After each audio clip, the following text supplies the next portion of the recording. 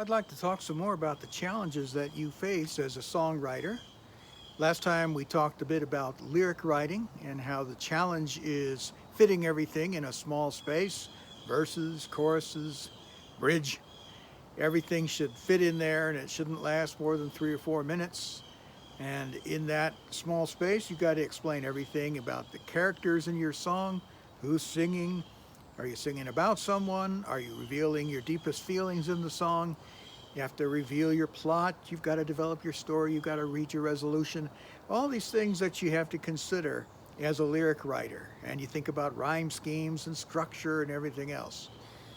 But now here we're talking about music. Your only tool to get that lyric across as a songwriter is a melody.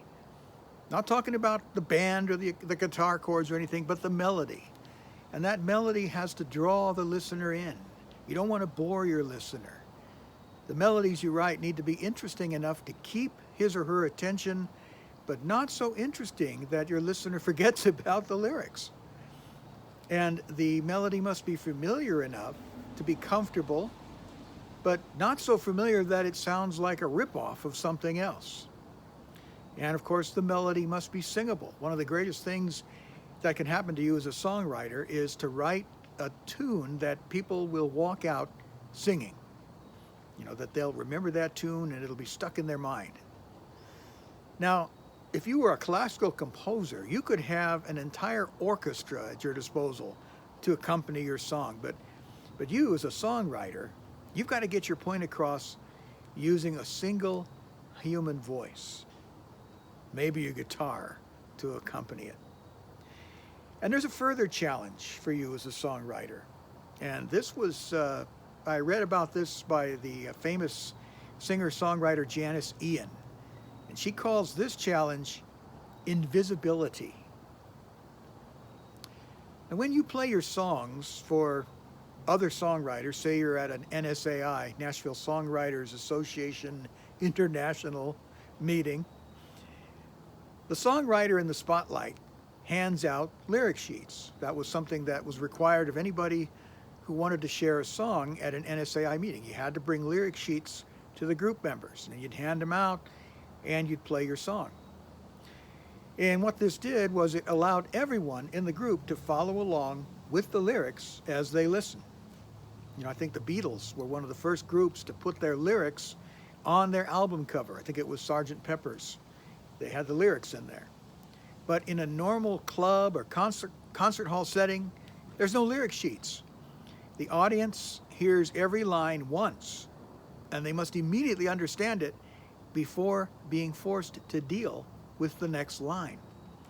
So if they've got to stop and figure out what the first line means, then they're most likely going to miss the next several lines. Eventually, they're going to give up and wait dejectedly for the song to be over.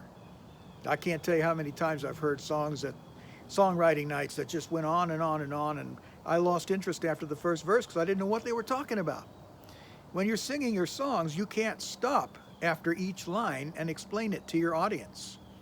You can't put a long pause after each line so that your audience can think about what you were trying to say. Well, maybe you could do that, but it sure would make for a strange song. Yeah, you can set the song up by talking about it. If you're a performing songwriter, you can set it up, talk about it. But we've seen some songwriters that spent way too much time talking about their songs instead of singing their songs. Your audience will get very impatient with you if you do this because they want to hear you sing. They want to hear your songs. They don't necessarily want to hear you talk. I mean, you can talk a little bit, but you don't want to overdo it. And now finally, the last challenge I want to mention is your songs need to be memorable. The whole thing needs to be memorable.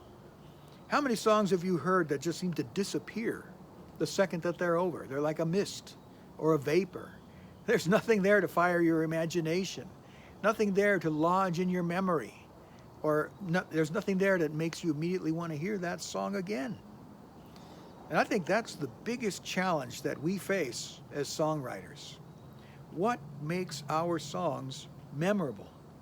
What makes your song memorable? Well, here's some possibilities. Your lyrics, they have depth. Your lyrics have got to say something worth saying. And they got to say it in a fresh and novel way. But at the same time, what you say has got to be couched in a way that everyone can understand what you're saying. That goes back to the difference between poetry and lyrics. And your music is appealing. You want to have a singable, but not simplistic melody, and it must provide the ideal setting for your lyrics, yet not detract from the lyrics, not detract from the message, but at the same time, providing interest in its own right. There's got to be a perfect marriage between music and lyrics.